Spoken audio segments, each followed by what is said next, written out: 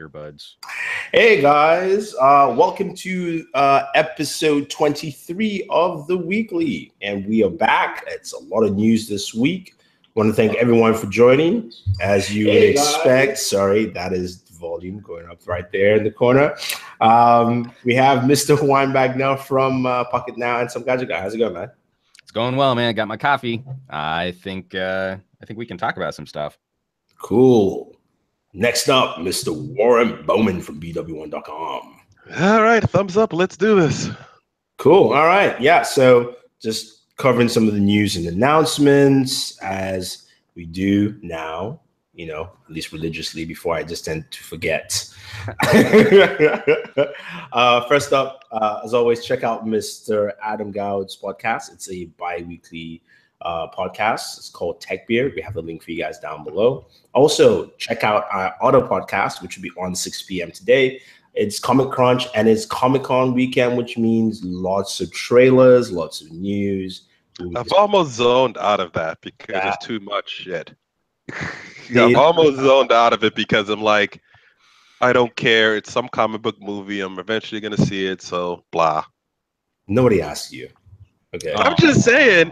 Nobody. I'm just saying. Well, there's always some trailer. Then there's always a fake trailer. Then there's a leaked trailer. Then there's a trailer done on a cell phone trailer vertically. It's just like, all right, I'm tired of this. Just give me the real shit. I'll wait till the movie comes out.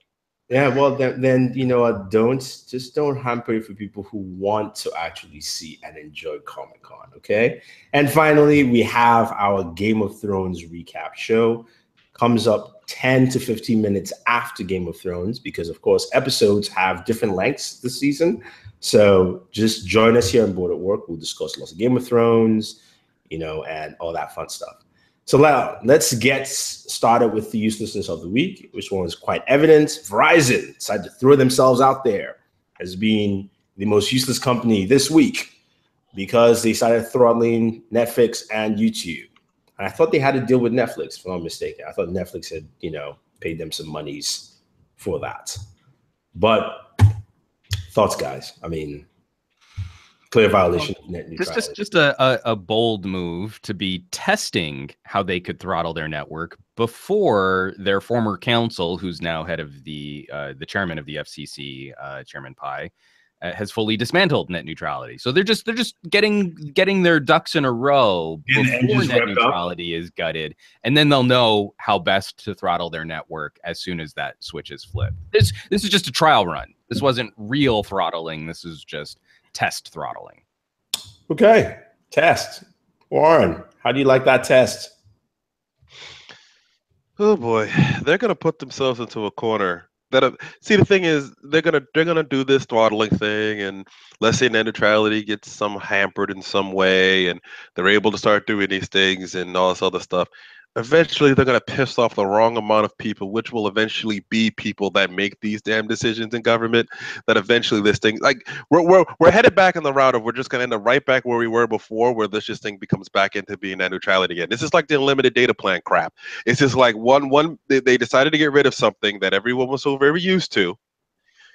Go in some other direction. Everyone got pissed off about it, and then how did they compete? Is by not by bringing it back once again, and now we're back to where we were. What is it, 5 years ago in terms of cell phone and data plans? It's almost going to be the same thing with net neutrality. They're going to screw around with it for a little while, and then eventually it's going to circle its way all the way back the hell around again, to right back to where it should be, which is it should be treated as a utility and not throttled in any single way. But let them screw around with it for now. They feel like they can, we got to get ready so we can hit that button really, really fast to screw over all the customers. We want to make sure we want to do that as fast as we possibly can to make sure we can get that extra monies. Go ahead. Gotta have that. If you feel you got to do that, go ahead. So Juan, do you think that, this is the circle of life? As Warren so eloquently put, that we're going to get back to that point where, because of what they're doing, they're going to piss off someone. They're going to have hearings back in Congress at some point, and then we go back to square one. Some congressmen couldn't get their iPhone years ago because they were locked into a contract, and all of a sudden, contracts and locked phones and all that shit went away so fast, and it was the most unanimously decided thing all of a sudden.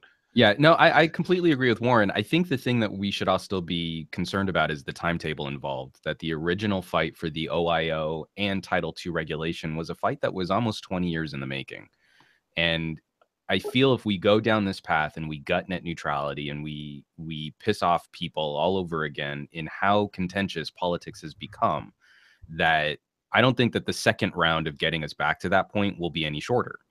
I think we'll keep having these, because it's the same thing that we see in politics consistently right now, is that we've got a gridlocked and a deadlocked system.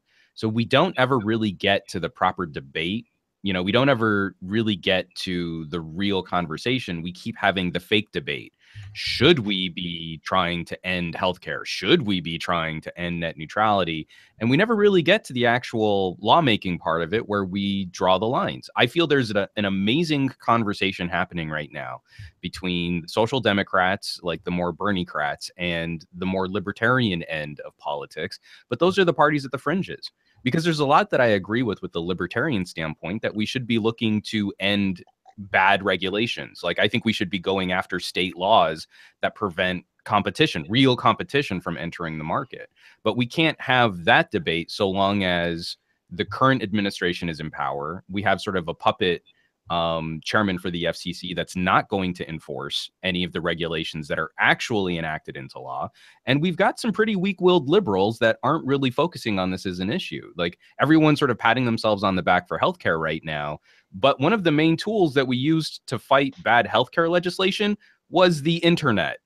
And that is about to fall out of our hands. So I wouldn't be too self-congratulatory if we were more left-leaning individuals looking at what fights we are currently winning, because we're about to lose a really big one. Okay. I mean, I think you all said it. Ron called me Scrooge McWarren. What the heck? And right before Juan spoke, this is Juan's like wheelhouse. But no, I mean, like, ultimately, Warren, you're right. It's we're gonna get back there because it's really the way that makes the most sense for keeping track of something that has become as mission critical to communication. But what I still find very troubling is this sort of misinformation campaign, or, you know, I feel like there's a token talking point in politics. You know, regulations are bad, and I really wish we could say, you know, bad regulations are bad. We should be looking at whittling down how many regulations we have to, you know, force businesses to jump through. But on the whole, the idea of net neutrality, when properly enforced, is what we need to have happen for a level playing field. So how do we get there? We get there by actually having the real conversation, the real debate between liberals and conservatives. We don't get there by pretending, oh, should we get rid of net neutrality is the debate. You know, we're not really drawing lines in the sand. That's what we're doing, is we're drawing lines in the sand and we're saying you can't cross this line. We're not actually coming to that point where we can work together to find out what the real solution should be. I mean, I agree with you wholeheartedly. I've always said this. Masses are asses, which is why these discussions are hard. And that's why politicians would use that term, should we get rid of net neutrality, instead of talking about the real issues on how best to lay the groundwork for proper regulation, right? You know, and things like that. Well, listen to the business. I understand they're wanting to make profit expand in some way, shape, or form with the pipes that they do maintain and push out through. But there's so many other ways to go about it than throttling speeds. There just is. You don't have to throttle, you don't have to limit, you don't have to do any of that stuff to still make money off the things you want to make money off of. Yeah, I mean, and I feel everyone's really afraid of the next phase of cable connected broadband. And it's really frustrating because we've been giving them sweetheart deals for subsidies, for tax breaks, for how they pay for the lands that they use. And they made the decision early on to go with copper as the last line. And now we have to dig that up or run them on telephone poles to try and get fiber. And it's holding back a lot of other industry. It's holding back education. It's holding back healthcare. It's holding back the future of our energy grid. I mean, if you consider yourself a patriot right now, look up the United States energy grid. We think we can go hacker style and shut down North Korea. It wouldn't take much to send, everything east of the Mississippi in the United States and make it dark for weeks. Let maybe even months, depending on how much damage you do through hacker attacks. And that's just power. That's a no-brainer. But if we can't get to that point where we can improve our telecommunications infrastructure, improve all the way down to, how devices plug into the home, then we can't fix that stuff. So all of this fake debating is holding us back from really revolutionizing many industries, creating tons of new jobs, and all in the name of giving another sweetheart deal to the top players in the telecommunications industry. Yeah, definitely. I agree. I mean, I don't feel like adding much here because it's all useless, and you guys have said enough, I think. Well, but it's really frustrating. We just wrapped up the first round of public comments on the FCC, and of course, Chairman Pai has said he's not going to be swayed by any comment that doesn't have a full and broad impact study on the economics of net neutrality, which he himself has refused to do. And the studies that he cite have all been pretty much debunked. But this is also why I think it's important to have this on the record. So there's going to be another round. I believe the second round of public comments is in August. And we still need to keep pressure on people participating in that, because that'll be one of the only data points we can show that eventually, if this does come down to a court case, that there was public sentiment that the FCC ignored. And that is a legal opportunity for us to fight dismantling net neutrality in the courts. So it's not that you're going to leave a public comment that you're going to sway Chairman Pai. We're all pretty confident that's not going to happen. He's not going to change his mind on this without some extreme pressure from Congress.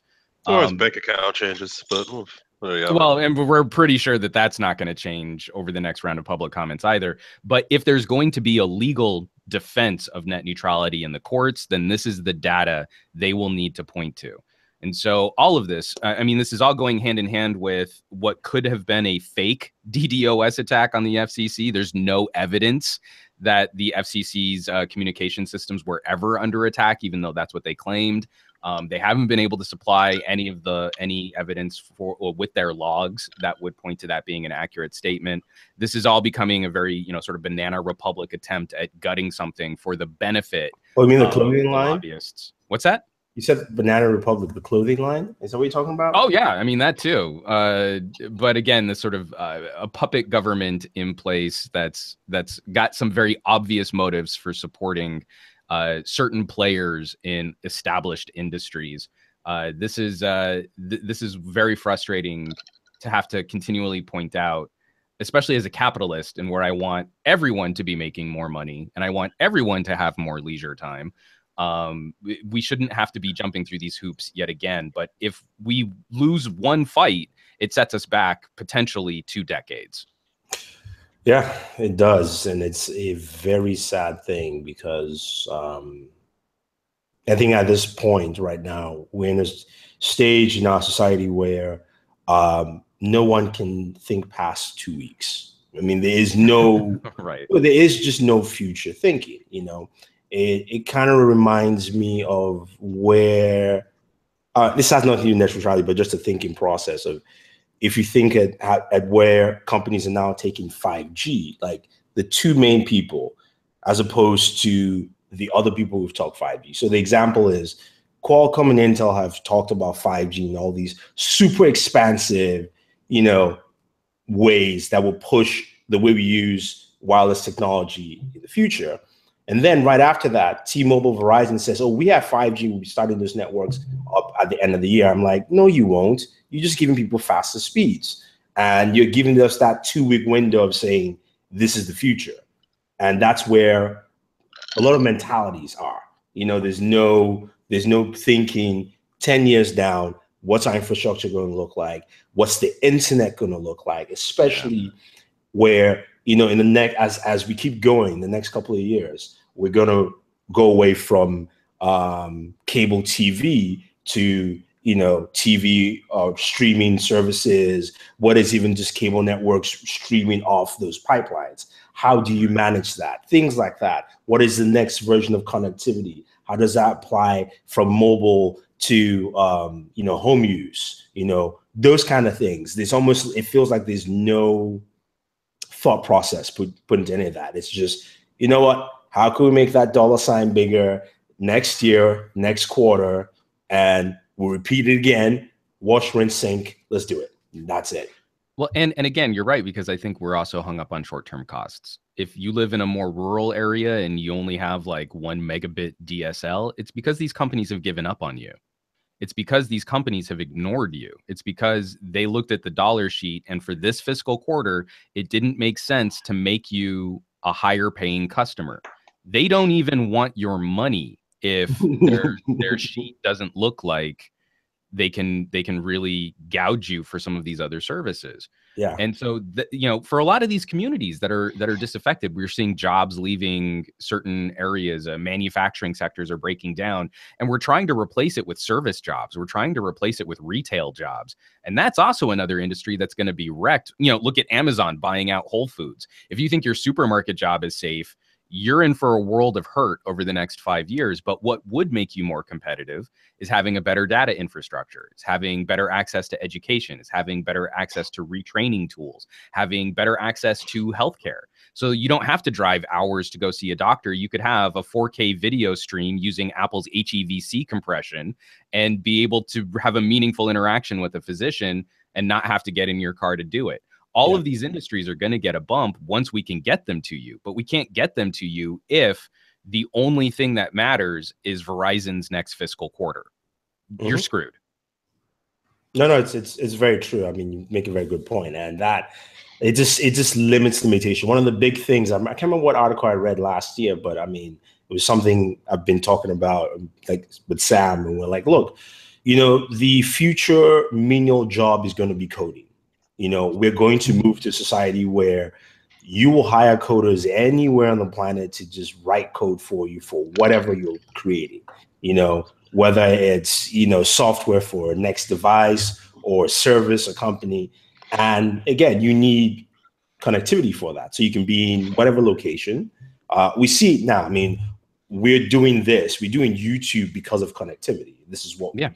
You know, if we didn't have high-speed internet, we will not be able to stream this. We'll not be able to upload our videos on time. You know, it will be one of those things where we're like, yeah, guys, maybe at the end of the week, we might get you a video because, you know, I'm running at 1 megabit and it's going to take me an eon just to upload this video. Right. So those kind of things, it just stifles innovation and it stifles productivity across the board. And I think a lot of people need to understand that this is just as important. I know a lot of people look at net neutrality and don't understand the full scope. You know, they look at it as like, well, you know, I don't use it's, you know, it's just the internet. You know, I really don't care.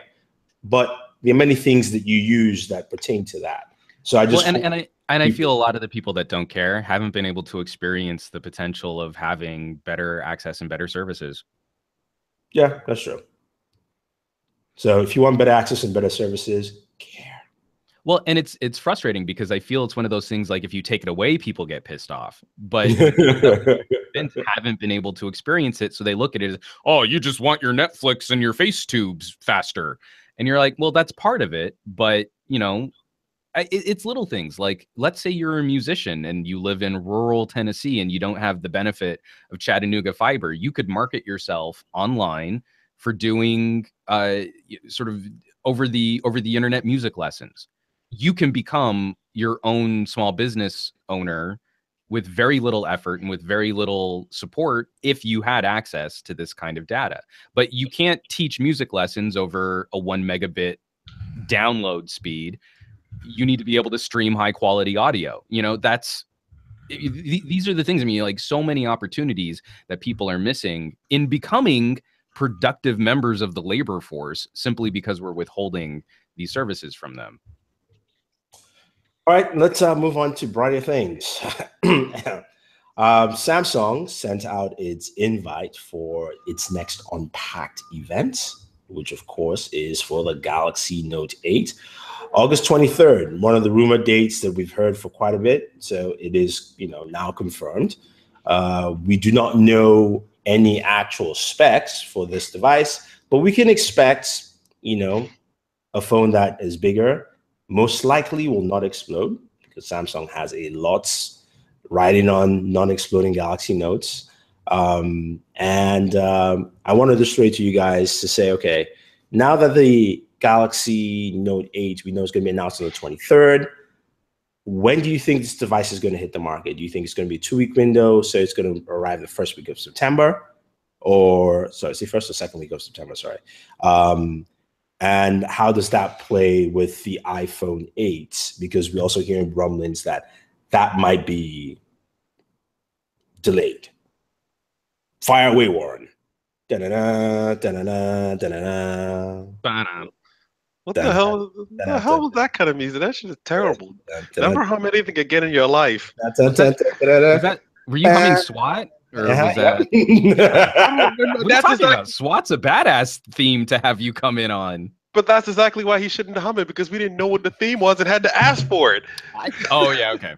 I was like, I thought I got it though. Fine, you know what? Next time I would say, about to hum, set theme for Warren. No. Or instead give him something silly like Mancini. Do do do do do do do do do. That's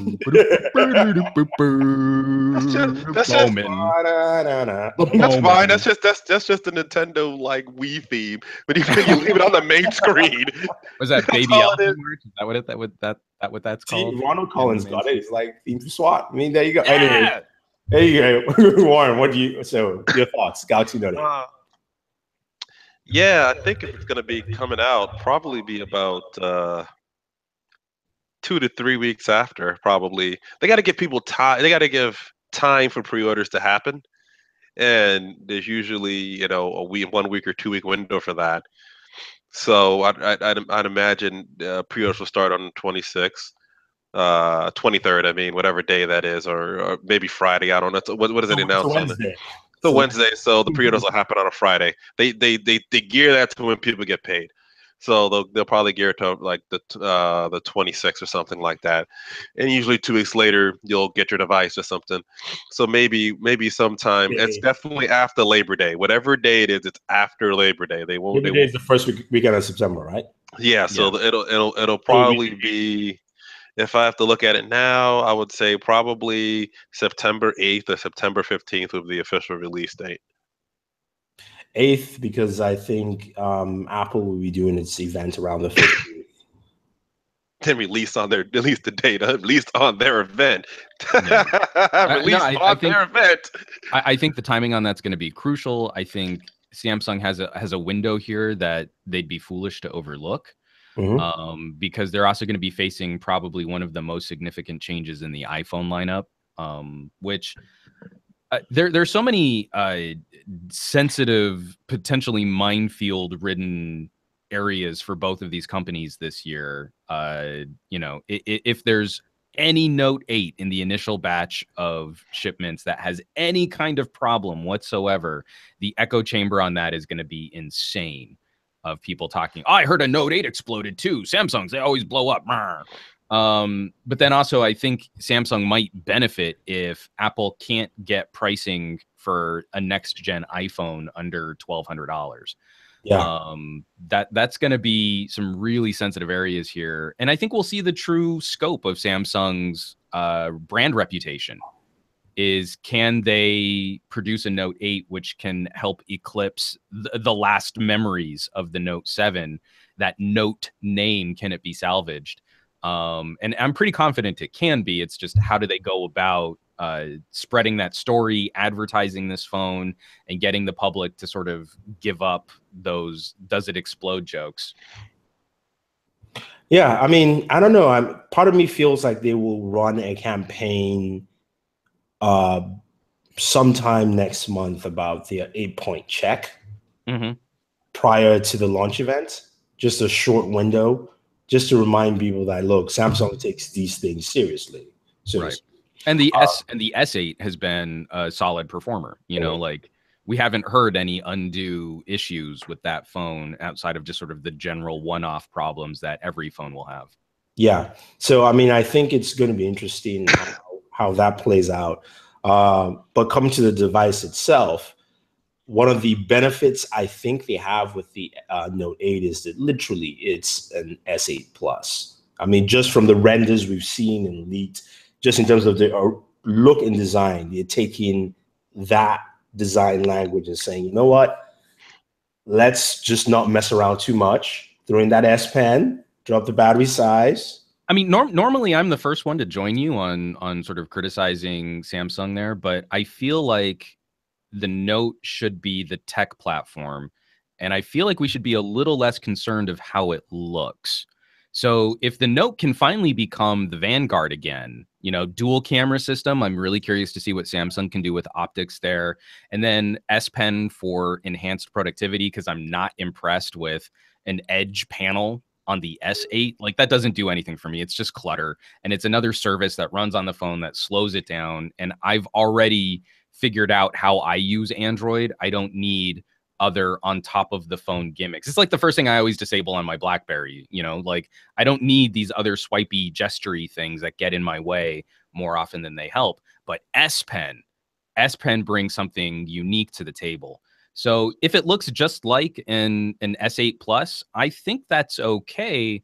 It's, you need to show me how this is the baller productivity, get everything done, tech forward platform. It was one of the things I found very disappointing about the Note 7 is that it really felt like an S7 with a curved back and an S Pen. It didn't feel like it differentiated itself enough from the S line. What? You could write in water with that, man. You could take a swim. Well, that's what I said. It was an S7. You know, the S7 camera, the S7 processor, S7 RAM, a smaller battery than the S7. It didn't feel like that was the. Say that again to him, so he gets that. Say that again to him, so he gets that. Because I made that same criticism, and he swore up and down it was different. Like, what are you talking about? But I mean, like the Note 7, it felt like they focused on the aesthetics, so curving the front and back, and that they added the S Pen. But there were a lot of things that the S7 Edge still might have been a better phone for some people. I want to see the Note 4 again, where the Note 4 blew the doors off of everything that we had come to expect from Galaxy phones to that point. And then the following Galaxy S caught up to the Note. That's what I want to see. Is I want to see a Note return to that kind of boundary pushing where it leads the way. And then the S is the consumer all-rounder. It's softer around the edges.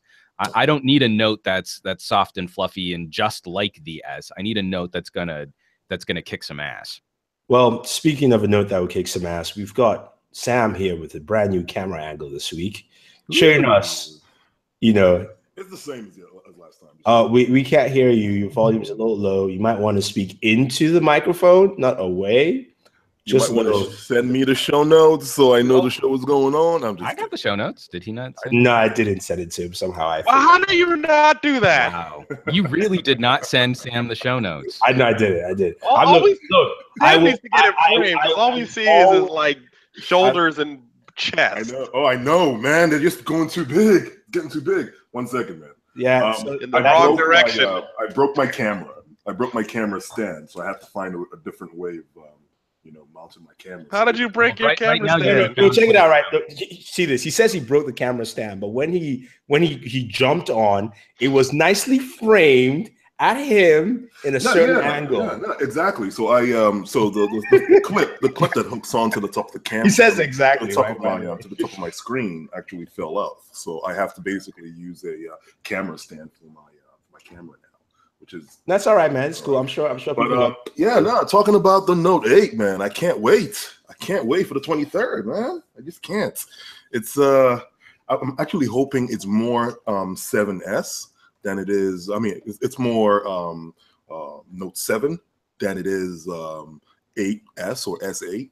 I'm hoping that that everything they did for the 7, which was such a big, huge winner, the Note 7 was a huge winner anyway, even though it was broken and whatnot, or the battery issues. It was amazing. Like the feel, the look, just the design of it was just on point. See, this is contrary to you here, Juan. He loves that Note 7 like I love that butter. Note 7, man. It's like butter on skin. People are entitled to their opinions, even when they're wrong. But I get what you say, Juan, when it comes to the Note 4.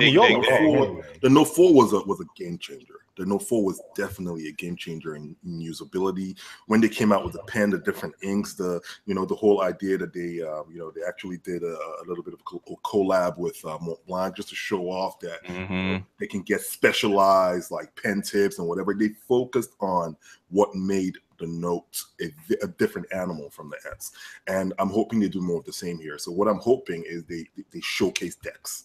DeX is definitely something more for the Note line of phones than it makes sense for the S8, right? Agreed. So if they focus more on something else that actually differentiates the Note 8 from the S8, then that would be even better than just saying, you know what would be awesome if the Note came with just a tiny USB dongle, and you can just plug into that USB in the monitor, and you get wireless DeX, man. I don't want anything. And then you can use it that way, and it'd be super awesome because nobody cares about DeX. Stop that rubbish. At this point in time, no one cares about DeX because they've done jack shit. Nobody cares about that kind of computing right now. It just doesn't work. Well, no. I think it only takes, to Sam's point, I think it only takes one Vanguard product. Again, if you position it properly and you can strike in that imagination, and the Note should not be, in my opinion, the Note should not be an all-rounder phone. It should be the premier productivity solution for people who need that kind of power. And it's not just to coin that, the premier productivity solution. But that's what it should be. And so to Sam's point, I think if you showcase a service like DeX in that environment, you should be able to change some minds. You should be able to win some. It should be pretty cool, but let's be real here. We're all going to fall asleep in the middle of that presentation. Yeah. Not unless they give us 360 cameras. Well, before we continue, J-Job123 says, no phone to use it with, though. He says, man, Sam's been working out with that Terry Crews about that camera angle. That's the only reason why Sam came in late, positioned the camera where it is. Had nothing to do with show notes. All we see is his boobs. See where the camera angle is now? Oh, yeah. The under boobs, man. The under boobs are the new thing. Hey, this is a family-friendly show, fellas. Come on. Male under boobs now? Is this the same thing with male purses and wearing skirts now? Not really? A purse, a merce, my friend. A merce. When did we get to the fifth element? Did I miss this? Where's Corbin? He's the only normal person. Corbin Dallas. Anyway, guys, so I guess everyone is excited about the Galaxy Note 8. We'll just have to see what happens. I'm more excited about the V30, so we'll see how that. Someone has to be. It's just me. That's wrong. Saying that actually makes a lot of sense, right? Because to me, the V30 and the Note 8 are the same. Knocked your camera out. They're the same type of phone, right? They're the same type of phone.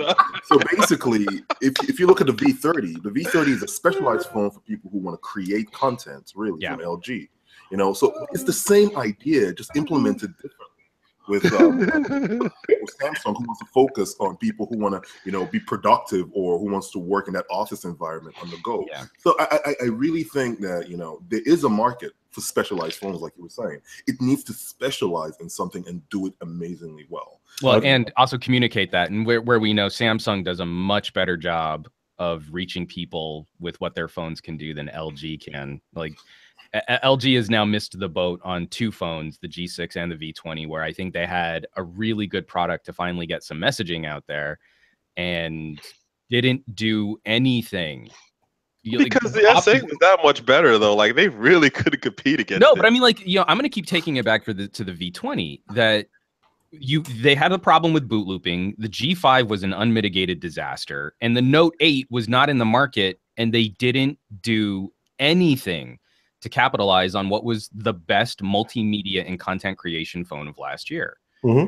They had an opportunity, and so now they're going to seed the market. They're gonna walk away, and a company like Red is probably going to be able to out advertise them in their first generation. Doesn't exist. One, we're on the same wavelength with a product that doesn't exist, right? It doesn't exist. No, because this is where it's going. Like high-end phones, and I think this is where high-end phones are going to go. The flagship phones at the end of the day, this is where they're going to go.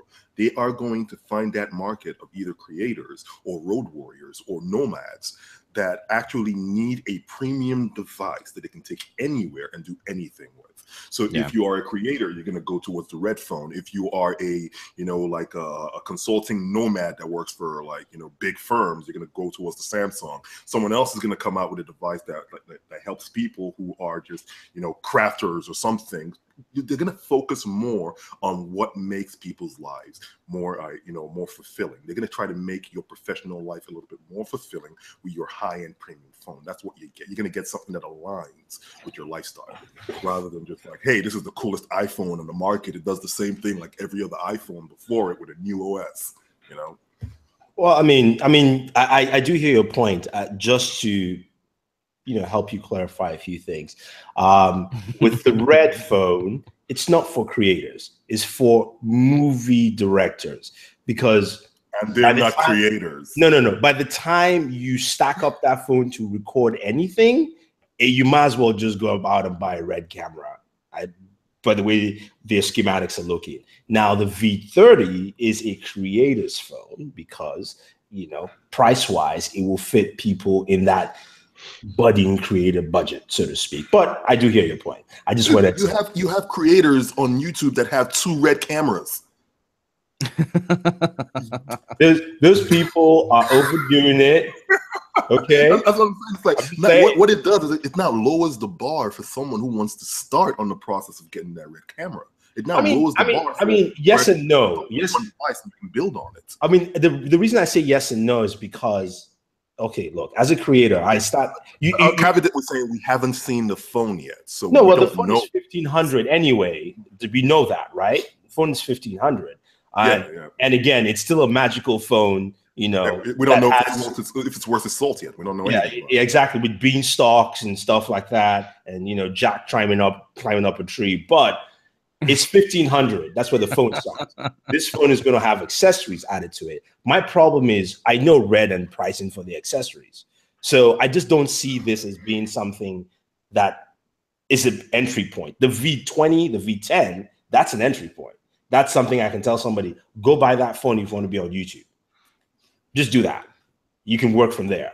As opposed to this, where it's like, even I myself will go, should I get that, or should I just get a DSLR, GH5 maybe? Well, and then also you have HTC just ready to recommend for all kinds of things too. For what? Seriously, why? I just wanted to throw that out there because you get super like pissy and cranky whenever someone says HTC. Because it's a squeezy phone. Anyway, speaking of specialized phones, I'm jumping a topic here. Razer is supposedly working on a smartphone. Now, this is not the first time we've heard these rumors about Razer working on a smartphone, but this is, of course, supposedly geared to gamers. And most likely, of course, would be an Android-powered smartphone because gamers want something. Now, this might work very well with their Razer laptops. There might be some software integration there. But what do you think about this? Do you think Razer should just not waste their time, or do you think there's some room for Sam's specialization here? This is now for the gamer, the hardcore gamer, the one. Well, and just to clarify, is this related at all? This has to be from their acquisition of Nextbit, right? Yeah, it's geared from there. Nextbit, and they also bought Ouya, so they don't have the whole team, but they have a lot of the guys from there. I forgot about that. Sam's backed. Just to let you know, Sam also backed Ouya. Yes, I did. And I am not ashamed of that. I think no, dude. No one said you should be ashamed. Whatever, man. Not for public record. That's a damn lie. Go back to about a couple of seasons. There was definitely some shame being told from under E to him. That definitely was. There is a little bit of regret that they didn't deliver, or it didn't catch on the way they hoped it would. But you can see what Razer's trying to do here, and I'm thinking what probably spurring this move more than the acquisition of Nextbit and Ouya is probably what Nintendo did, right? Nintendo went to NVIDIA, got an old tablet and made a device that's selling pretty well, right? It sells out almost every single time it hits the stores. I think Razer is seeing this and saying, we have the Edge Pro, right? We can make a mini tablet. Why can't we put a phone in there and make, an actual gaming tablet that you can dock or do something with? And we already know that like Razer is they're no stranger to the whole idea of docking things. If you look at good God, no, Sam, no, Sam, no. Everything, Lowell, I'm not interrupting, but everything you just said just reminded me of something. What did it remind you of? I triggered him. Go for it. You V-triggered an interesting memory. You're talking about we can make gaming and a tablet and a phone, and good God, and the PlayStation phone. Oh my God. No, that was awful. I don't know if we want them to go down this route. No, I think it was too early for its time. I think it was too early for its time. I think the PlayStation. I think it's just not practical. Well, no, I think why wouldn't it be practical when something like the Switch is practical? Why wouldn't it be practical? The Switch is geared at being a gaming console. Doesn't even have the damn features for a mobile device, even in the damn thing yet. That's what you're missing, right? That's what you're really missing. So if I took the Switch on the go, I can't unless I have Wi-Fi. But there's also games designed specifically for that, things that are made specifically for that thing. Yep. What is Razer going to do with that? That's where the acquisition of Ouya comes in, because those were a whole bunch of damn Android games. Yeah, but that was a console designed basically to develop games on, to basically bring people into the Android gaming environment. So we have to rely on people to develop games for that particular Razer phone device. I would think so. I don't think it would be able to play like. Let's already get the L ready. Let's get the L ready. but go ahead and get it ready, because if this is their plan and if this is what they're going to roll out with, I'm just guessing. There's a PSP phone 2.0, but try to say, well, you can use your Steam games and blah blah blah, whatever the hell with the thing, or whatever Android games with the thing. This will flop fast. They would probably be an aspect of streaming in there as well, because that's basically the technology to really buy from next. Then what are we looking at for battery life for this thing? If it's going to sit there and have to stream a game, like. Yep. I mean, what's the battery life of the Switch? The Switch's battery life. It depends on what you're doing. Yeah. It really depends on what you're doing. Lowest and what's the max? It doesn't go to 7. No. It's what, 5? No. I would barely. I would say about 3 if you're 3. Okay, fine. If you're pushing it, if it's about 3, but I mean, I've had it.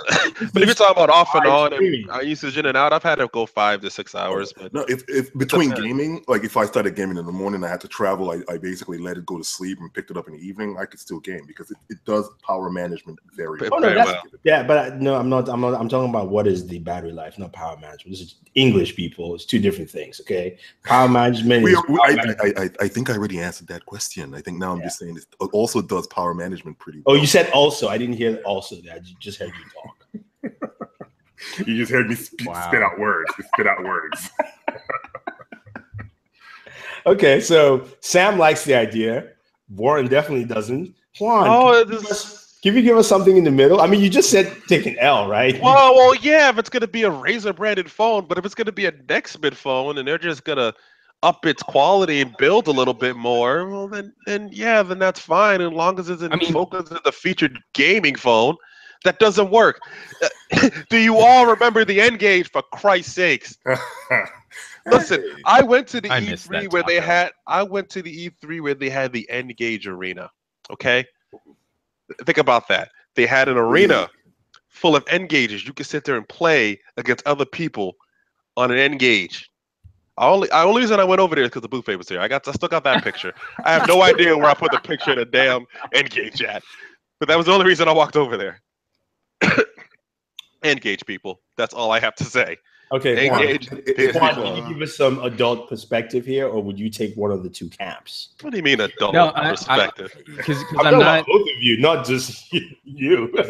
because I'm not gaming as hard as I used to. The idea of a gaming focused phone doesn't appeal as much as maybe if we had found a good solution for this a while ago. But one of the things that I'm curious to see is, again, they bought Nextbit. Why?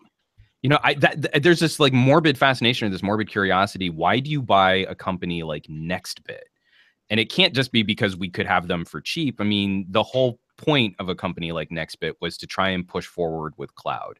Yeah. So if Razer's trying to get smart about game streaming, game portability, the ability to use your PC as a server or your Razer laptop as a server to play more in-depth games over a phone without it being a significant hit to battery life over, say, playing Candy Crush, I think there's some interesting ideas that could evolve from that. It's kind of the same issue I have with the Red phone, though, is does a company like Razer have the fortitude to stay in this market and iterate over a number of generations to really get consumers on board? Or do they think that they can walk into this space, that the brand name's going to mean something and people are going to want their phones in the first generation? And there is a recipe for failure. There, I say they take the L if they don't somehow blow up in this first phone and then they see that as some kind of significant defeat and then they walk away. Well, then we also lost Nextbit because of that. And that sucks. Okay. All right, cool. Moving on to a company who says they will be having devices pretty soon. Essential Phone, Andy Rubin, put out a statement saying it will be shipping in a few weeks. He says, "Hi, I personally wanted to thank you for putting your name down for your first phone. For our first phone.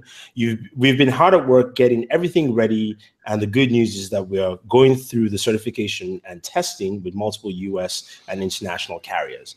You might be getting impatient to get your hands on your new Essential Phone, and I'm impatient as well, but rest assured that you'll have the device in your hands in a few weeks. In the meantime, yada, yada, yada, Essential Phone, thank you very much. It will be shipped worthwhile." That's just paraphrasing the last paragraph, and I made it longer. I think that fits the purpose of paraphrasing, but yes. I know. When I finished, I was like, that's actually longer. So, Essential Phone. It looks like it's going to be coming out. We've been talking about, isn't it? We're talking about specialized phones that do these. Oh, this one's doing something for people who are road warriors. This one's doing something for creators. This one's doing something for gamers. And now this is just a basic phone. It's basic. Well, Essential Phone has the modular aspect of it too. I mean, with a clip-on 360 camera. I'm sure Juan will love that since he's been editing a lot of 360 videos. And I've given up hope on mine. Did you guys never got that out? No need. Let's just move on. I didn't try. That's a shame. I mean, like, again, I think there's something really interesting about 360. No, I don't. My thing with 360 video is you're going to put it out, make it easy for me to edit, or else it's pointless. Because if I'm going to, I totally agree with you there that the creation process for 360 is an epic clusterfuck. Right now, in the worst possible way for people to actually get this stuff produced. The average consumer is not going to waste any time. Not even your average consumer. It's difficult for me. It's when it's really hard for me to do anything other than just like live stream 360, like just fart it directly up to YouTube. Then we know that there's a major problem with the platform. And that's what they absolutely need to fix. Number one, with a bullet, is how do we make this stuff so that people can actually share these experiences? But that's a shame because I was kind of curious to see what you guys could do with it, because we're still experimenting. Like we put up the Shenzhen factory visit in 360. I did. And again, I was watching that, and the problem with that though, I went in to watch it. You were walking. I was like, all right, I don't want to see Juan. I want to see the other side. As soon as I moved, it just went white. Really? That was the end of the video. I mean, I had to like refresh and go back in again. I was like 360 video. Yeah, I mean, and again, what would help this is maybe using better video compression so that we would have an easier time streaming 4K. Like maybe if Google could get on board HEVC, for example, then it would be easier on the bandwidth to get that streaming back and forth. Let's not piss our just Google spitballing there. I'm just saying. Hangouts is working I know, well. like Apple uses HEVC for FaceTime because it's easier on bandwidth. But that's this workout's going great. There's been no robot Juan voice or anything. Juan, remember, you are testing the overlords, okay? Everyone's here. It's working perfectly. Do not mess this up. I mean, come on. Even Sam came in late and didn't. I take your point. Yeah. I mean, how about you send a letter in the mail to Google and you can solve that personally? But anyway, moving back to the essential phone. What do you guys think of Andy Rubin's statement? Are you happy? Are you excited anymore, or do you just go, well? You know what? I think Juan said it best. We rather talk about 360 video. Wow. Nah. Wow. Okay. Anybody else wants to chime in about the essential phone? Yeah, I mean, it's coming out soon, which means it's going to come out around the announcement of the Galaxy Note 8 and the launch of the iPhone 8. So what's their app store again? It's Android. It's Android. Yeah, but what app store do they have access to on the phone? Android. Google's Android app store. Play Store. Do they have? Is it legit? They have the Play Store. That shit would have sounded like that before. Does somebody have visual on that? No, that's what Andy Rubin's. Yeah. I mean, he even went on what was Walt Mossberg's interview show. Recode. Yeah. And the phone is just Android. Did he change what he said before? Because that's not what he said in the beginning. He made it sound like what a lot of people have conflated and a lot of people have gotten wrong is that he is working on a separate OS, but that's really going to be implemented first on IoT and smart home devices. Okay. So he's always said that Essential Phone is going to be an Android device. Okay. That's what's confusing is he didn't do a very good job of expressing that at the very beginning when people were starting to get word that he did have software developers working on a new OS. That was never the intent for their first phone to use that OS. Okay. Yeah, so he did screw the pooch in not communicating that properly, but every other public statement that he's had about it is that this will be an Android device. Okay. All right, so I guess we can leave Essential and move to Facebook, who supposedly are working on a modular phone. Anybody want to chime in? You know, we've got schematics out there. Sorry, I'm in the chat right now. Someone else go. No, it's the schematic we see here. Is this the way it's supposed to look, or because this thing looks so brickish, man? It's huge. I think Facebook is always playing around. It's always tried to own the environment that your software was on, right? They've tried to make a phone for themselves. They've tried to be a skin or their own variant of an operating system or just their own launcher. And now they're trying again to build a phone. So it's nothing. You know, it's nothing really out of the ordinary. But the whole fact that it's going to be modular like Project Aria might mean that maybe Google's Project Aria isn't dead. Maybe that would reinvigorate interest in what Google is doing. But apart from that, it's more of the same from Facebook. It's not really anything major. Well, and we also have Ronald Collins in the chat. Remember the Facebook phones and how that worked out. I don't know that. I mean, Facebook is a lifestyle. Well, I think Facebook is a lifestyle service, and most people that are sort of tech savvy have some sort of attachment to Facebook. But I don't think that they can motivate. Again, it's the same thing like Red and Essential and Razer. These are major brands, but I don't know that they can motivate someone to switch teams.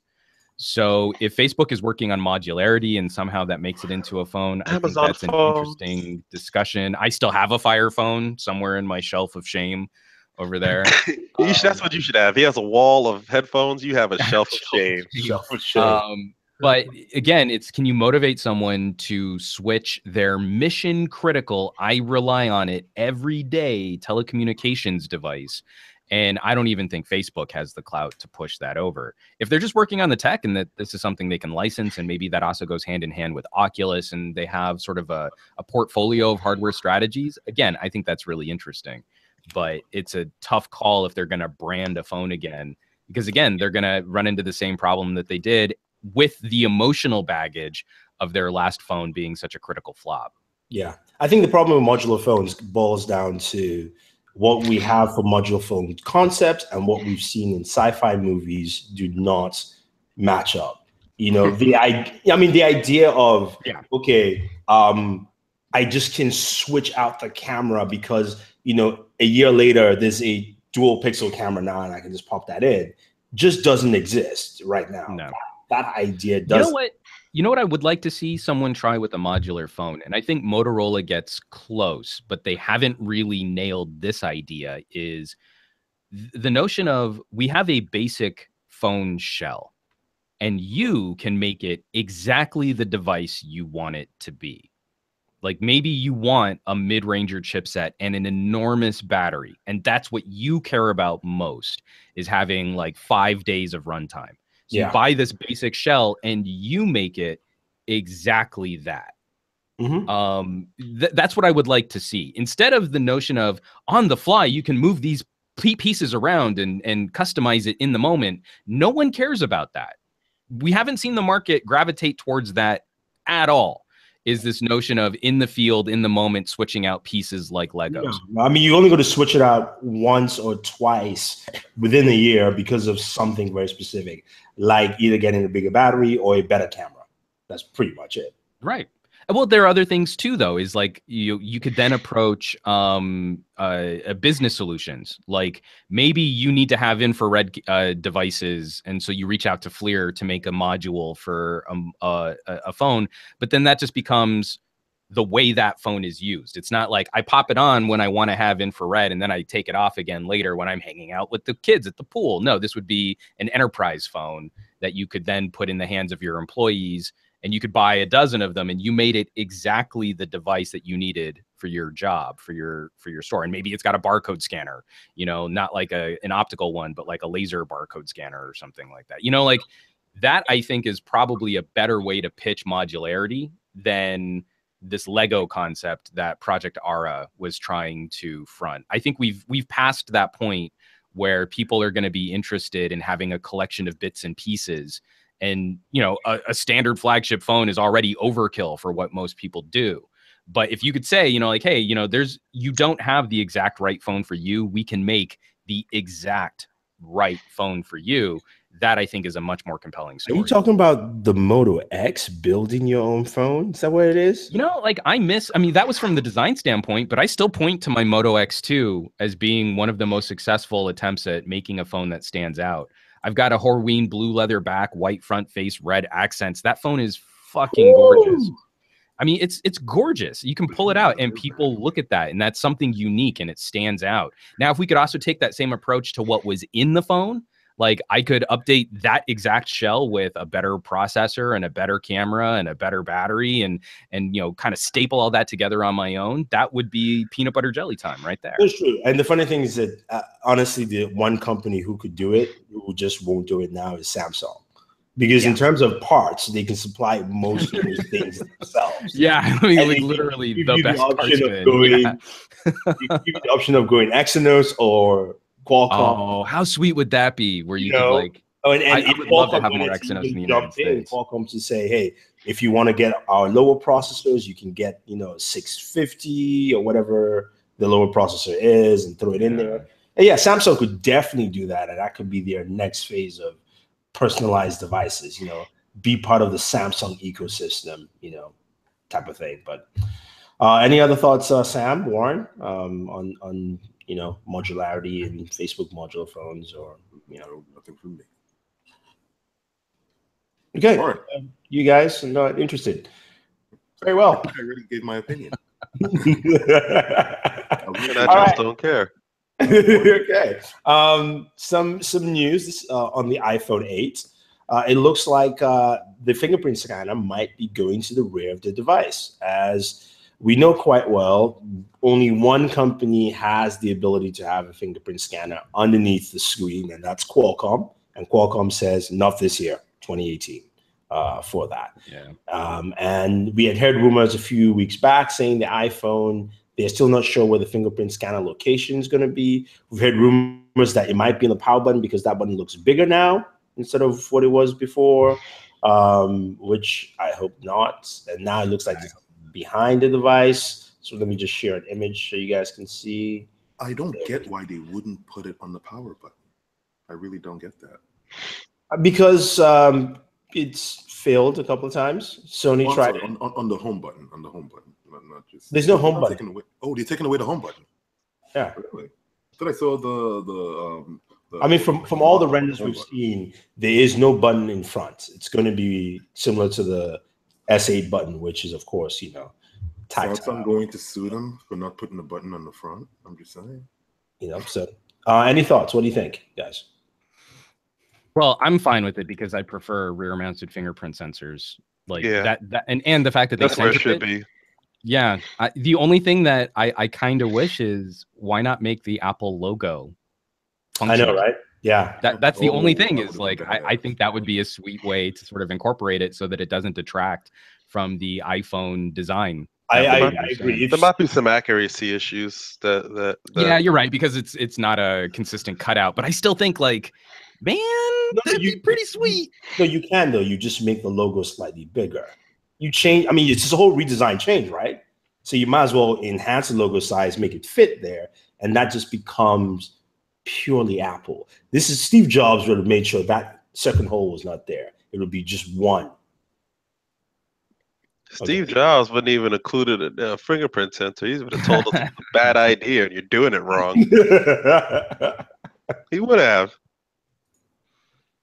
And then he also would have thrown it in a glass of water, but they're water resistant now, so that's not as big a deal. We're lucky that it is.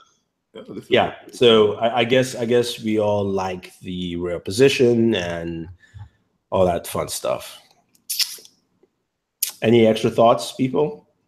Not really. I mean, this is like a panel of lack of extra thoughts here. I'm noticing. No, the thing is, I think that's probably one of the downsides of tech. What, the lack of extra thoughts, or just the downside? Like, He's trying to comment. This is why we're not giving you extra thoughts, because you're interrupting. We already know weeks and weeks or months ago what these phones were most likely going to look like. So we've talked about it. We've opined on things like this, and now that it gets closer to the date, it's really hard to generate that level of interest, on exactly, oh, this device is finally coming out. It's like, okay, well, give us some new info on it because we've already heard A, B, C, and D about it before. So we'll see when they come out. I think we'll get more interested after this comes out and after people get their hands on it. But we've already heard so much and so many guesses and and opinions on the mock-ups that generating excitement at this point is really not that easy. Okay, makes a lot of sense. Warren, and I'm going to shut up so you can talk.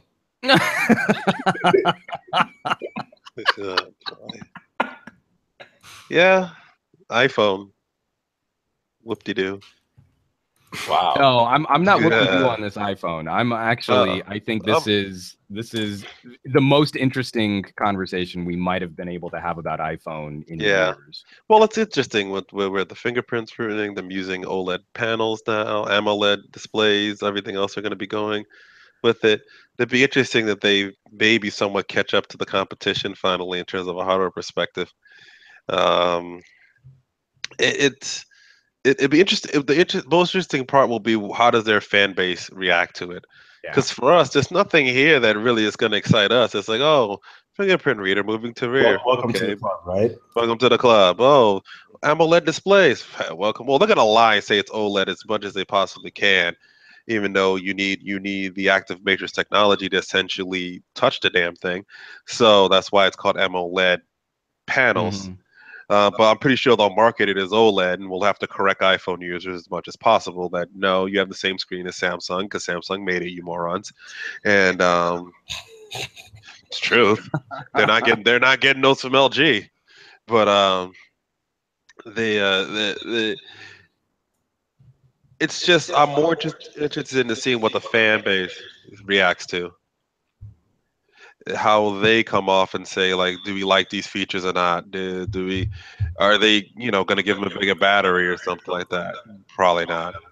Um, other than that, it's just like it's not exciting. Why did somebody have me on in the background? You got some echo going on. I don't know Yeah. who it is. Yeah. No, you get an echo. That's all. Yeah. I'll blame you. Maybe it's me. I mean, I'm using my speaker. I don't know. We'll see. Yeah, that would be you. Just keep talking. Speakers. Damn it! I Well, tried to make an I'm echo using in his headphones. That's what I mean. home. I'm trying to make an echo in his home. So we've got an iPhone. This is probably going to be the most significant change in the iOS ecosystem since the original iPhone was released. So what's riding on this is, can Apple reinvigorate some of the excitement at the premier end of the smartphone market? And I really do think that there's an excellent potential in making this a device that's outside the reach of general smartphone consumers. Again, we're not supposed to judge Apple products on their tech merits. That's not what Apple's going for. They're going for that dopamine hit. They're going for that emotional response. They're going for this being a lifestyle brand, which represents someone's style and also their purchasing power. I mean, Apple wants to be the Louis Vuitton of tech, and this could be a dramatic improvement for that sort of station, for that kind of conversation. So we don't judge them that they've got a quad HD screen and that we've always had those in Android land, and dual cameras, and Huawei did that and LG did that, and none of that matters. It's, can they excite the emotional aspect, not the rational aspect of buying a smartphone, while we all see that the smartphone market is plateauing. And if they can pull it off, it won't matter where the fingerprint sensor is, and it won't matter if they've got face scanning, and it won't matter if they've got the best camera. What will matter is that they've capitalized on a brand identity, that they became, a household name for households that can afford $3,000 purses and $1,500 leather hand-stitched wallets. And you're boring us, Juan. Shoes. But that's just it. That's why. But I'm totally serious. That's why Apple has sort of walked away from a part of the conversation that we engage with, because we expect something out of $1,000 phone. I don't know if this thing's gonna be something like $1,000, whatever it is. Well, I'm judging the tech on that damn thing, and we have to, but it has to be done. It absolutely has to be done. But we don't drive the discussion anymore. When geek became chic, when geek won, when smartphones became ubiquitous, we have far less influence over the purchasing habits of consumers than we did when we started doing these reviews. But that's going to be interesting. No matter what you can afford, or if you're at that higher end of the price stream, when you hit the number 1,000, when it starts to 4 digits, people's mindsets change. So that's the part that I want to see happen. The mindset changes, and all of a sudden they say, well, what's the difference, and what are the specs and stuff like that start to jump out as being important factors all of a sudden in their phones. For those same reasons that Apple Watch instantly overnight became the hottest selling wearable of all time. A part of that is it desirable. I mean, look at Google even made the pivot. They weren't getting anywhere with Nexus and developer-focused phones, so they released a phone which really wasn't any better than the spec bump we would expect year to year for a Nexus, but they priced it higher, they made it blue, they made it shiny, and all of a sudden it's one of the best-selling phones that Google's ever sold as a first-party Well, it's also called marketing. It's all so-called marketing. They marketed the phone. They didn't market Nexus phones. They marketed Pixel phones. But a part of that marketing is, what story do you tell? And the Nexus was a developer-focused phone, and that's geeky, and geeky is bad. But you make it attractive, and you make it pretty, and now you've got a mass-market accessory. And Apple has been most successful for Nexus too in turning tech into lifestyle. Well, they're getting sued for the 6P, so I'm pretty sure they wanted to get it away from Nexus branding because of that lawsuit. More so than using the Pixel name. But again, what do we see? Find. But what do we see is we saw Google making the pivot because they also need to rein in Android, right? When Galaxy is synonymous with Android. Yeah. Google needs to be a part of the discussion at a higher level, but you can't do that if you don't have a flagship product that can appeal to the masses. If it's just Microsoft developer does that focused, you quite well. lose. With the Surface, exactly. I mean, I also meant Windows Phone, which failed, but I guess same thing. Well, and Microsoft made a huge error there in gutting the Nokia brand worldwide, but we don't have to rehash that travesty. Let's move stories to our final two stories, which are one. Pertaining to Qualcomm, looks like Foxconn and a bunch of Chinese manufacturers are now joining Apple to sue Qualcomm, even though Qualcomm initially sued them because they said they weren't paying royalties. And then Intel, which is why I titled the pod Calling the Kettle Black, said Qualcomm is being a very bad monopoly. And it's really Intel?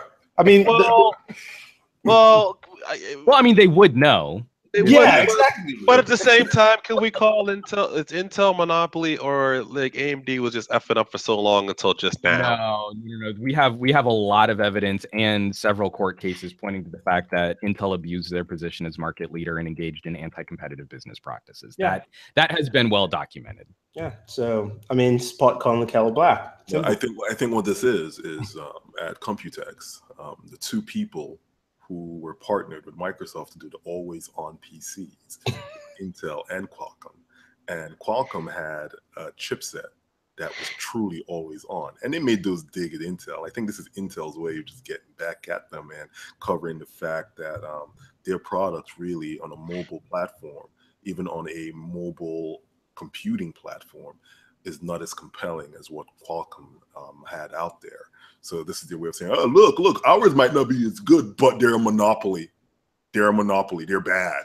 But no, it's just Intel's going through a lot of things right now because they got caught with their pants down, and AMD is coming in, busting up their doors and busting their chops around, and they have absolutely zero presence when it comes to any type of real mobile devices that aren't laptops or some type of specific device that they decided to put their processor in because they paired with one company to do so.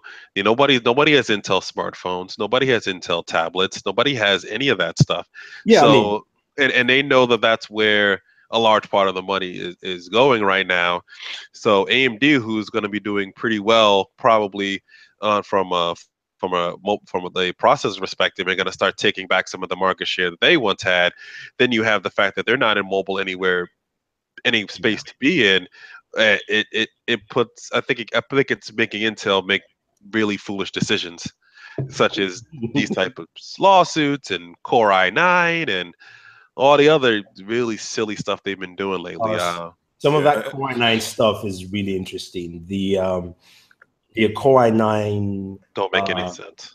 1950X comes in clocking lower than the AMD's Threadripper, the only two, so the lower Threadripper, right, and still costs $500 more. Yeah, oh no, Intel's about to hit some very interesting times. Yeah, it's interesting, and I would just say this since I can't officially, you know how Intel does a lot of business with the Core i3s, especially with Dell, all those low end stuff, Dell, HP, and the rest of them. Well, that's all going away. Let's just say Ryzen 3 is going to make them cry a lot. Stop hitting your table. Stop hitting your table. But again, does this actually spur on some competitive strategy? And Intel is too large a ship for them to react immediately, but if they start to see that Core i3 is in danger, then we should see a price war. We should see a spec war. We should see something that's an appropriate response to increased competition. And that's what's going to be most exciting for the next generation of processors that are coming out. I want to see AMD's mobile strategy improve, AMD chipsets for laptops and tablets and things like that too. And that's some area where I think Intel will still be able to slap them around a little in this market. But you win a lot of goodwill. You win a lot of good sentiment when you've got a flagship crown jewel product. And Threadripper is going to be something that a lot of people talk about. Get AMD in the mind space, and then when people see an AMD logo on a box, they're not going to be as hesitant to purchase that product, because you've got mind share at the high end. It's like when you walk in and you see in a car dealership an amazing sports car, but you're there to buy like an economy hatchback. It still makes you feel good. You know, like the company I'm buying this from can make amazing automobiles, but I just need good gas mileage. Well, the thing is if Threadripper comes out and it gets the bill of goods from the higher up sort of in the benchmarking spaces to say that, hey, this is legit. I think once that legit tag hits, it will not matter what Intel puts out. People will just jump because they want to have something different. They have been looking to gravitate to something different. I think enthusiasts, but I think for a lot of other consumers, don't you think price is probably going to be a bigger motivator? And if i3s start getting price cuts, then it's just a better competitive market.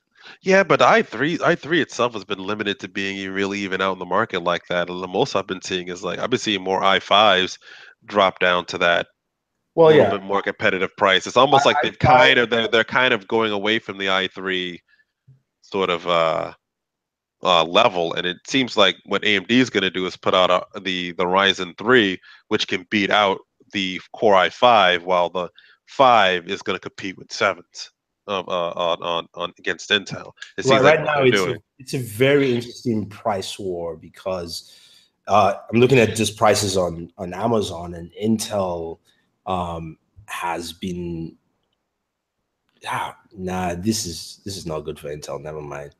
I mean, I was looking at the Core i7's pricing, and I realized it was 6th generation, which is priced even higher than a Ryzen 7 1700. Yeah. And I'm going that. No, that's just it. Intel does not have a response strategy at all. Like they don't. I mean, like their Core i9 was their panic mode that they put out, and that got the reviews that it got, which is like, it's good, but why? It's like why? That's really what people said. It wasn't that it was bad. It was just like, why? i9 had a nail in its coffin hammered when Linus was even doing his dramatic, emotional walk and talk through the city about how I just don't understand, and the motherboard, and having to pay to unlock features, and the confusion. And you're like, if Linus is making that video and he's being that emo about it, you're screwed. Oh no, they contacted him and did a video with him right after that video released. But did you watch the response video? No. Did you watch the emo walk and talk? Yeah. Well, I watched some of the response video, but it was just kind of like it was just Intel just trying to just trying to pad themselves for a blow that they kind of knew internally they're probably going to take one for when they release this out. But we got to have something to answer. Threadripper said you could have waited a year to answer that thing. You could have, because people might have just waited to say, "Oh, Threadripper's cool," but I want to wait to see what Intel maybe has come out. They totally would have. That's what it means to be the market leader, is that people will wait for your products. So rushing a response is the worst thing you can do. Before even how do you respond to something that hasn't been answered yet? Released. Yeah, I know, right? Think about it. What is this, Jeopardy? You're right. You're actually right. Threadripper has not been officially announced yet. We knew it wasn't even announced when they released it. They didn't even announce official specs. They just said it was a rumor sheet. It was a rumor sheet. Warren, think about that. It's a rumor sheet. Intel, you made Warren go hypersonic. I mean, there are dogs in Poughkeepsie right now that can hear Warren. Well, all because of you. I had a cold earlier, so please understand. I had a cold earlier this week. That's why my voice sounds off. But really, when you think, they announced Threadripper and they just said we're coming out with something high end called Threadripper, and it might have a couple of these things. We knew no specifics. The next month, they drop an entire processor line. Think about that. Core i9, because they had to do something better than i7. Yeah, it would be interesting to see how, to Juan's point, the mobile strategy for AMD, if they can get that right, and then that means also we're getting laptops that will be cheaper. with still solid performance across the board.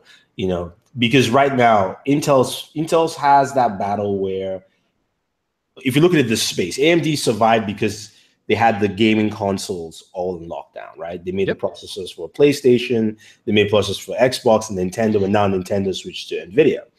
And NVIDIA has also been making the inroads into that mobile space. They've been trying, they failed. I will give NVIDIA props. Remember, they started with the original Tegra for the Zoo.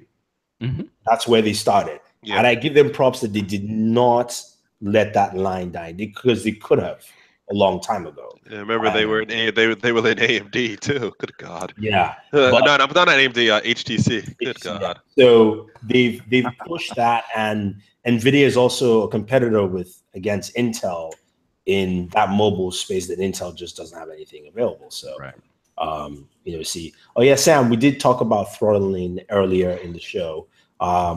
Quickly, your thoughts on that before we I gotta get out of here. Wrap up here.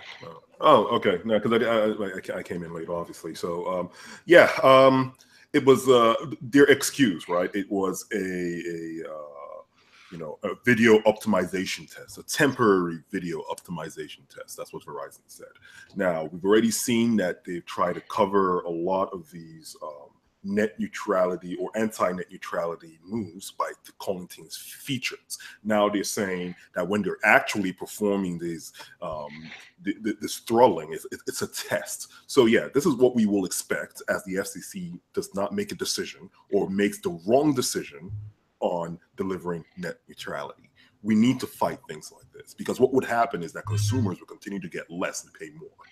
Because right now, we don't need any video optimization on their network, because guess what? These guys are not coding anything. They're not coding the videos. They're not coding any kind of compression on the YouTube side or the Netflix side. They're not. So what video optimization test is this? They're throttling for throttling's sake, so they can basically start charging more for what we currently get. And this should not stand. That's simply what it is. Thank you for summarizing the show, Sam. All right, I gotta take off, guys. All right, man. All right, talk to you guys later. Good show, man. Later. Yeah. Peace. I know it's going to be interesting down the line. And just to summarize and go back to what Juan was talking about earlier, is got to fight people. When's the date for the next? I don't know exactly. I was trying to look it up, but I believe it's going to be starting up in August for the second round of public comments. Yeah. So put your comments. Yeah, and by the way, that DDoS attack, no records of it. Yes. Yeah, we mentioned that too. Totally specious.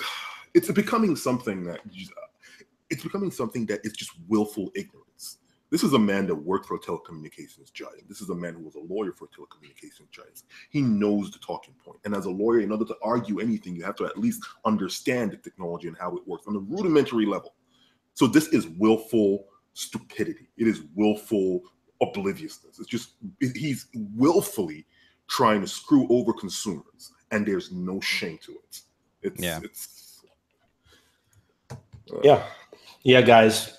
When there's the round of public comments come in, please put in your comments as much as possible. Well, and this is another opportunity to reach out to lawmakers too, because there is also the end run where we could get Congress on board. And I feel if you're expressing to your elected officials that this is a motivating voting issue for you in the 2018 midterms, then we can, it'll never have the same visibility as healthcare, because it's too geeky, and geeky stuff is nerdy, and nerdy stuff is bad. But this is one of the comments that I'm continuously delivering to elected officials. This is an issue that I care about, and it motivates me to influence my friends and family. And I will be looking to support pro-net neutrality politicians.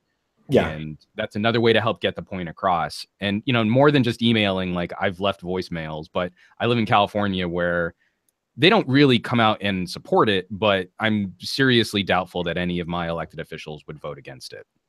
Yeah, I think that, sorry, go ahead. Well, I'm not saying same thing here. We live in New York. No one in New York is going to stand against net neutrality. Yeah, I think a lot of people, depends on what state you're in. You know, also remind your congressman, remind at least, you know, your legislative representatives that, look, it's affecting your businesses. When you almost want to bring some of that air, because for us, at least for me, I know that it will hamper some of the things I do. Maybe not immediately. My costs may go up in terms of what I'm paying for services.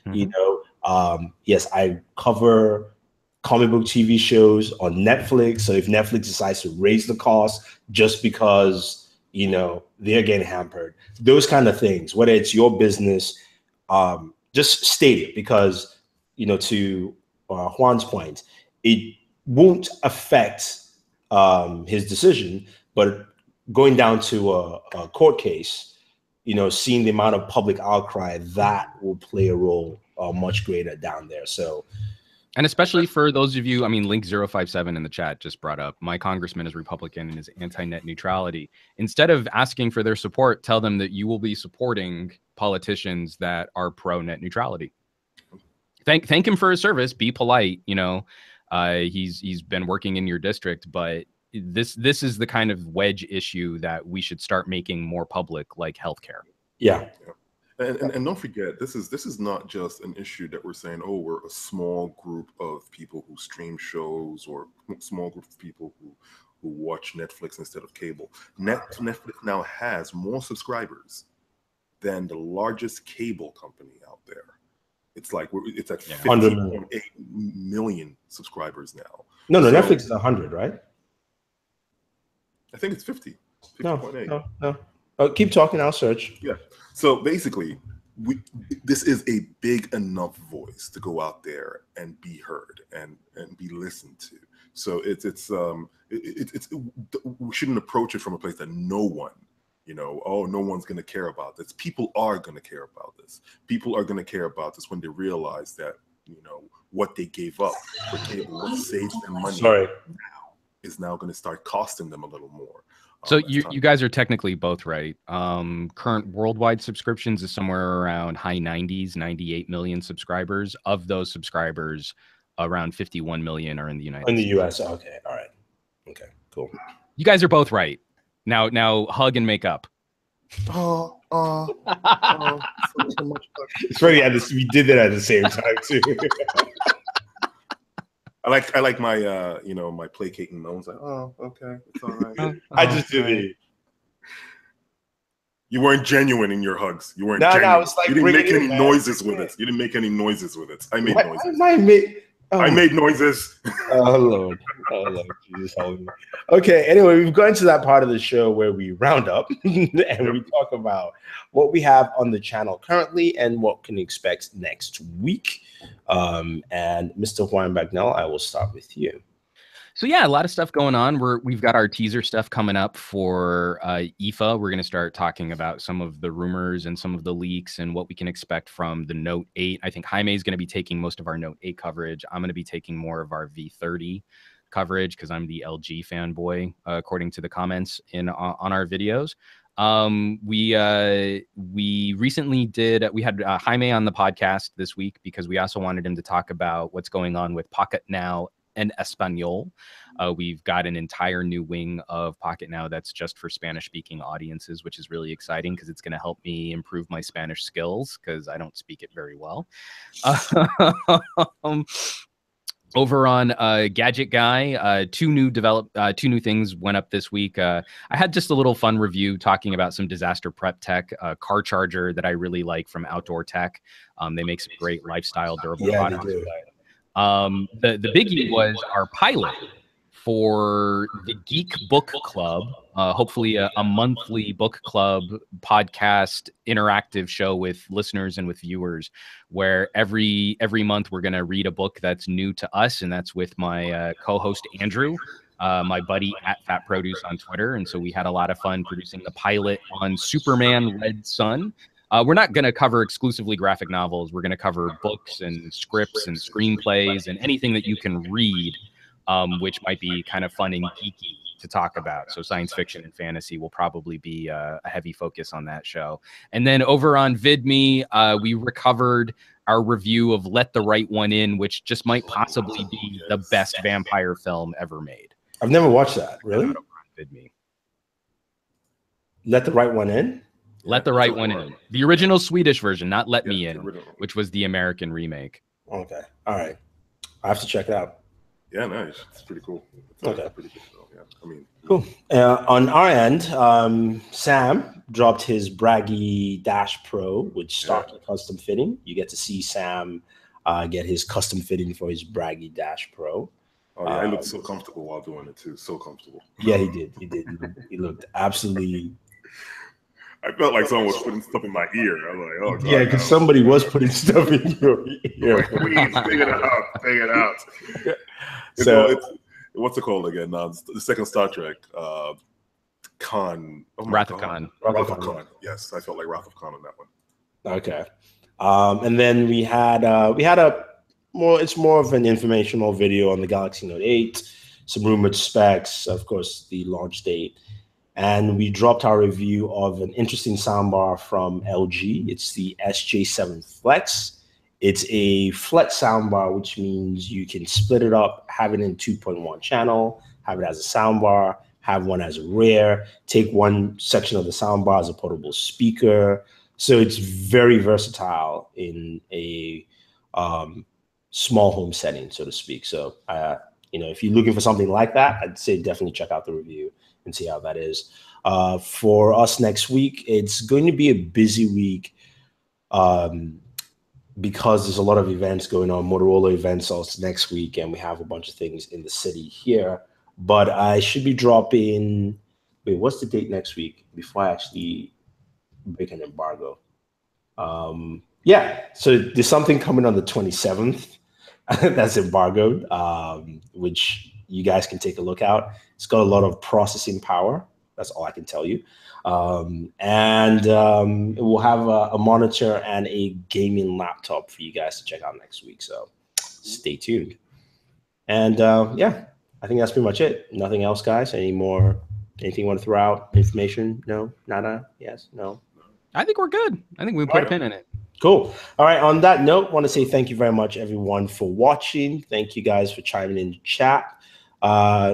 Yes, I watched the Walking Dead trailer. Sorry, guys, I just didn't do a reaction to it. But stay tuned. Join us here, Booredatwork at 6 p.m. We'll be doing some more Comic-Con coverage, covering all the trailers that are dropping from DC later on today, or at least the next hour. And we have Game of Thrones. Wait, Juan, do you watch Game of Thrones? No. No, I fell off after the first season, and it was like I got to catch back up. I think it's going to be one of those shows, kind of like Breaking Bad, where I just binge watch the whole thing. Yeah, I binge watch when I know I can kind of line back up with the ending of the series, and I'll get back into it then. Unfortunately, right. But yeah, that's what I'm going to be doing for The Walking Dead going forward. Me too. But as for Game of Thrones, we have our after show.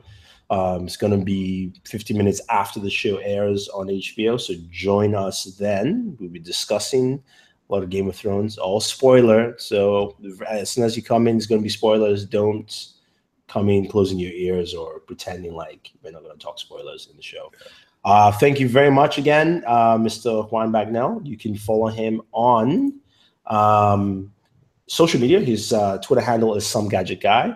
Also, you can find him on VidMe. It is Juan Bagnell. His YouTube channel, personal channel, is Some Gadget Guy. You can also follow him on Pocket Now and Pocket Now Espanol at some point. I believe it is, of course, Mr. Juan Bagnell there. And you can find him on the interwebs as Some Gadget Guy. If you just search, you'll find me a Gadget Guy. Dude, you guys should really do that, man. It should be like Pocket Now en Espanol. Yeah, well, I mean, this is Jaime's initiative, and I'm actually really proud of him because it's not easy to produce for an entirely new audience, and it's something I'm hoping we can find some audience for, because they're doing there is an audience for that. But the tech talk translate correctly, translate well.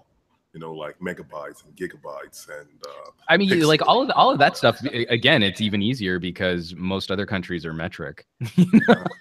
Like you're talking about quantities and tech terms and stuff like that. That's fine. It's the trouble with regionalization or localization like that is, if I tell a corny joke in English, it's not going to translate to a Spanish speaking audience, right? Yeah. So this is why you need to make content specifically for that audience, and that's what we're trying to do here. Also, time releases, right? So if something releases in Asia first while we're sleeping, it probably is going to hit a lot of like Europe first, or some of the Spanish-speaking countries first. It's going to be really interesting to see how it goes. Actually, I'm looking forward to like seeing how this goes. I might actually tune in so I can learn some Spanish myself. Right on. Excellent. Yeah, and you can find Mr. Sam, aka Black Iron _ Man, on Twitter, where he'll be learning Spanish for the first time in his life, even though he learned it in school. And of course, it's Bored at Work here, myself. You can find me on social media, Bored at Work. The channel is also Bored at Work on YouTube. I want to say thank you very much, guys. Don't forget to like and share this video. Subscribe to all the channels, including Mr. Warren Bowman at BW1.com. You can follow him there on YouTube.